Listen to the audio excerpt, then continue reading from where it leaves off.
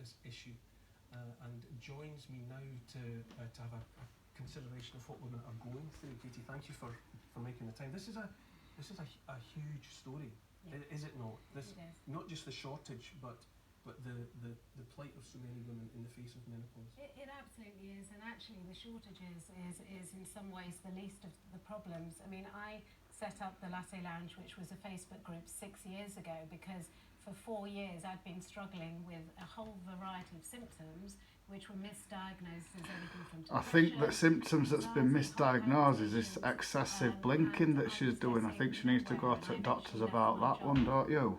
It was only when my father, who's a retired breast cancer professor, said, I think this is your hormones, did I finally get the right diagnosis from a gynaecologist. And it was a word called... This is another agenda being pushed to put people into fear or get them, you know, moaning about something. Sort of early 40s, even earlier sometimes. And I think what's happened is that women have been campaigning. I joined up with a fantastic lady called Diane. This is definitely my blinker at week, is this one. You generally don't get these blinkers actually on the panel.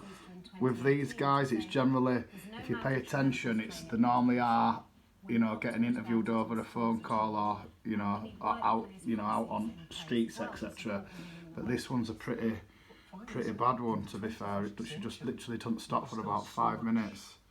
Lack of awareness in the general population, lack of training for the GPs that in general terms most people rely upon for... See, he's not blinking like that, is he? Why is it still such a mystery when it applies to at least 50%? What's that thing? He's got like a remote in his hand. Is she a robot or is she a serpent? Is she something like that? Because that ain't what humans do. And it linked hormone replacement therapy to breast cancer, and it was actually a flawed trial. So you have this sort of whole generation of doctors who immediately took their patients off hormone replacement therapy, and women were terrified, so they immediately stopped taking it. So you've got all this sort of scaremongering going on, and GPs are our gatekeepers to health. They're amazing, they do amazing jobs. They can't all be specialists in everything, but they only have a 10-minute appointment with a woman. And because there are so many different curriculums at so many different individual medical schools, that, you know, all healthcare professionals are coming out of medical school with very little menopause training at all. And menopause actually is 1 day and 1 year since your last period.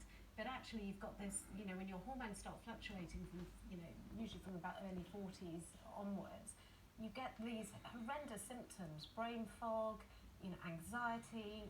I didn't have hot flushes and I was still having periods, so it didn't enter my mind it was to do with menopause. And we need to take this seriously. 14 million working days are lost. You know, there are 1 in 6 women now in employment, 1 in 6 people in employment now are women over 50. And, you know, they're leaving the workplace.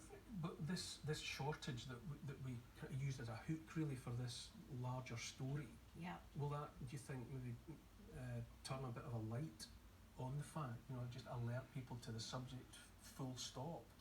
Well, look, we have been, as I said, you know, Diane and I and lots of other amazing campaigners, we've been up and down to Westminster meeting all cross-party MPs. We've given evidence to the Menopause APPG, the Women's Health Initiatives, the Women's Health Strategy, who promised that they put menopause front and centre. And I think what's happened with the Davina McCall programme, and there's another one coming out on Monday nights, that suddenly everyone is having this light bulb moment like I had. And so we are starting to be aware. We're actually having to educate our doctors. And so obviously there's more prescriptions. You know, this time last year there was something like 300,000 HRT prescriptions. It's going on over 4 minutes now and she hasn't stopped. So we can call this one non-human behaviour. Of not having their, you know, their